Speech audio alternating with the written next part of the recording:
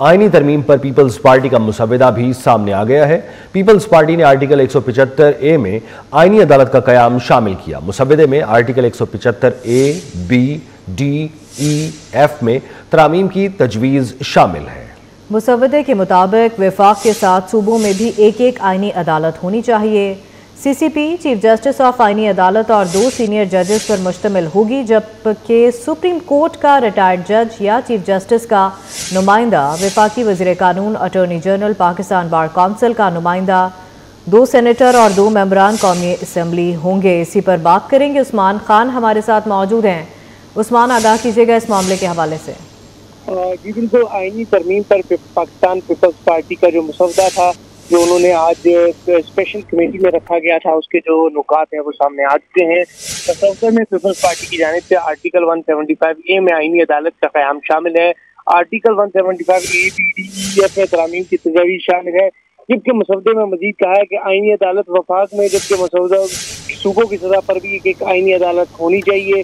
اس کے ساتھ ہی ساتھ ترمیم کے مطابق ہائی کورٹ، لوئر کورٹ کی اپیل سن سکے گی۔ مسودے میں وفاقی آئینی عدالت کے ججز کی تعیناتی کا طریقہ کار بھی طے کیا گیا ہے۔ ججز کی تعیناتی کے لیے آئینی کمیشن آف پاکستان کا قیام جو ہے وہ عمل میں لایا جائے۔ صوبائی سطح پر ججز کی تعیناتی کا عمل بھی آئینی کمیشن آف پاکستان دیکھے گا، جبکہ سی سی پی چیف جسٹس آف جو ہے وہ آئینی عدالت اور 2 سینئر ججز پر مشتمل ہوگی۔ سی سی پی میں سپریم کورٹ کا ایک ریٹائرڈ جج یا چیف جسٹس کا نامزد کردہ نمائندہ ہوگا۔ سی سی پی میں وفاقی وزیر قانون اور اٹارنی جنرل بھی شامل ہوں گے، جبکہ سی سی پی میں پاکستان بار کونسل کا نمائندہ اور 2 ممبران سینٹ اور 2 ممبران قومی اسمبلی بھی ممبران ہوں گے، جبکہ سی سی پی کا کوئی بھی ممبر جج کے لیے نام تجویز کر سکتا ہے۔ مسودے میں آرٹیکل 209 کے تحت ججز کو عہدے سے ہٹانے کا طریقہ کار بھی وضع کیا گیا ہے، جبکہ سی سی پی چیف جسٹس، 2 سینئر ججز اور 2 صوبائی آئینی عدالت کے ججز پر مشتمل کمیشن کو ججز ہٹانے کا اختیار ہوگا۔ پاکستان پیپلز پارٹی کا جو مسودہ ہے یہ اس کے نکات سامنے ہے۔ پیپلز پارٹی نے اپنا یہ مسودہ جو ہے وہ اسپیشل کمیٹی کے سامنے رکھا تھا، جبکہ آج جو ہے وہ پاکستان پیپلز پارٹی کی قیادت کی اس پر مزید سیاسی جماعتوں سے ملاقاتیں ہوں گی۔ مولانا فضل الرحمان سے بھی ان کی ملاقات ہو سکتی ہے، جس پر اسی مسودے پر بات ہوگی اور اس پر رائے قائم کرنے کے لیے جو ہے وہ حکمت عملی طے کی جائے گی۔ جی عثمان خان، آپ نے اپڈیٹ کیا، شکریہ آپ کا۔ اب آپ کو بتائیں، کوشش ہوگی تمام سیاسی جماعتوں کو ساتھ ملا کر مشترکہ مسودہ پیش کروں۔ بلاول بھٹو کی میڈیا سے گفتگو، کہا ڈرافٹ پارلیمانی کمیٹی میں شیئر کر دیا۔ پارلیمانی کمیٹی میں تمام سیاسی جماعتوں کی نمائندگی ہے۔ مولانا فضل الرحمان نے پیپلز پارٹی کے ساتھ مل کر چلنے کے عزم کا اظہار کیا۔ امید ہے تمام سیاسی جماعتیں آئینی ترمیم پر ایک پیج پر آ جائیں گی۔ بولے حکومت 1 مہینے سے مجھے سپیس دے رہی ہے کہ کوئی پیش رفت ہو۔ حکومت نمبر پورے ہونے کے باوجود تمام جماعتوں سے مشاورت چاہتی ہے۔ کانسیپٹ کی جو ڈرافٹ ہے، جہاں تک آئینی عدالت اور آئینی عدالت میں تعیناتی کا یا اپوائنٹمنٹس کا پروسیس، وہ ڈرافٹ جس میں ہم نے حکومت کی سے اس کی شروع میں شیئر کیا اور جو ہم نے کچھ دیر سے مولانا صاحب کے ساتھ بھی شیئر کیا تھا، وہ ہم نے آفیشلی جو پارلیمانی کمیٹی ہے اس پہ پیش کیا۔ حکومت نے بھی جو ان کے ڈسکشنز ہوئے ہیں تمام الیکٹڈ لائرز باڈیز کے ساتھ، جس میں وزیر قانون نے جو حکومت کے آئینی ترمیم میں تجویز جوڈیشل اپوائنٹمنٹ پروسیس یا کانسٹیٹیوشن کورٹ کے حوالے سے ہیں، وہ ایک طرف حکومت کے پوائنٹس پیش کیے گئے اور ساتھ ساتھ جو یہ تمام لیگل کمیونٹی کے انپٹ تھا، یہ جو باڈیز جو صوبائی لائرز کمیونٹی کو ریپرزینٹ کرتے ہیں اور وفاقی لائرز کمیونٹی کو ریپرزینٹ کرتے ہیں، ان کے ساتھ وزیر قانون نے بہت تفصیلی انگیجمنٹ رکھا، اور اس انگیجمنٹ کے نتیجے میں آج ہمارا اس کمیٹی میں ایک طرف ہمیں حکومت کے جو پریفرنسز ہیں امینڈمنٹ کے لیے وہ بھی پیش کیا گیا، اور ساتھ ساتھ جو لائرز کمیونٹی کی انپٹ وہ بھی پیش کیا گیا۔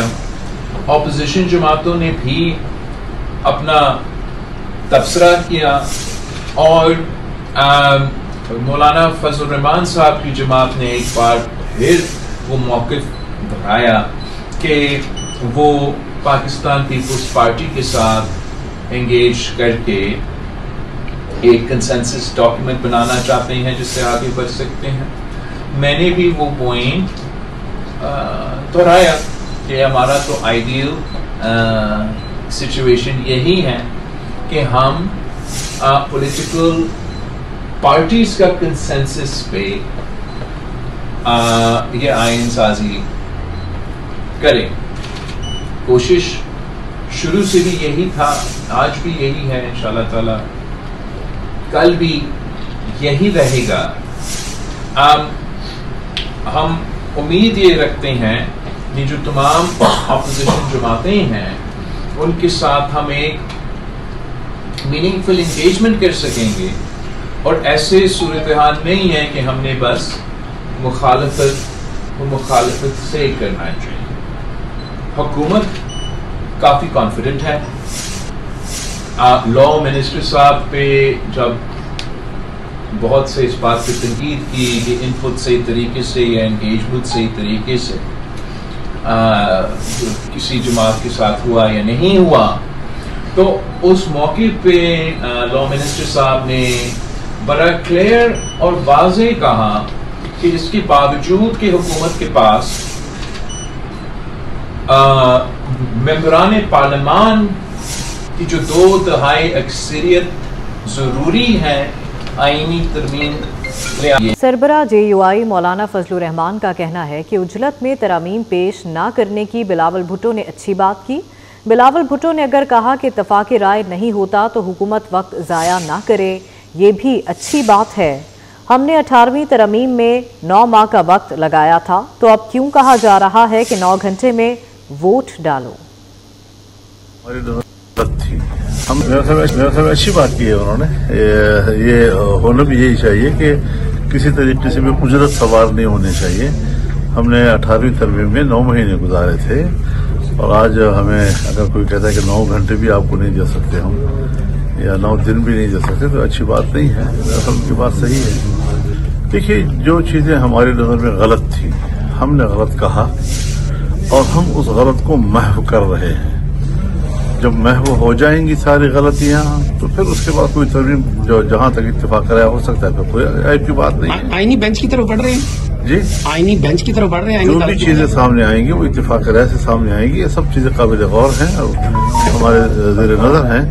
لیکن جو چیزیں آئین کے تقاضوں کے خلاف تھی, جمہوریت کے تقاضوں کے خلاف تھی, خود عدلیہ کے تقاضوں کے خلاف تھی, ان کی آزادی کے خلاف تھی, یا جہاں پر انسانی حقوق کے مقابلے میں ملٹری اور ان کے کورٹس وغیرہ کے رول کو بہت وسعت دی گئی تھی, یہ ساری چیزیں ہمارے لیے ناقابل قبول تھیں.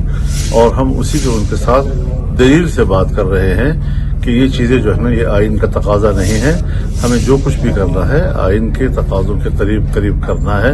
کوئی ضرورت کے تحت کوئی چیز ہو سکتی ہے, اس کو مانا جا سکتا ہے, لیکن غیر ضروری طور پر کسی ادارے کے طاقتور بنانا, اس کو کمزور بنانا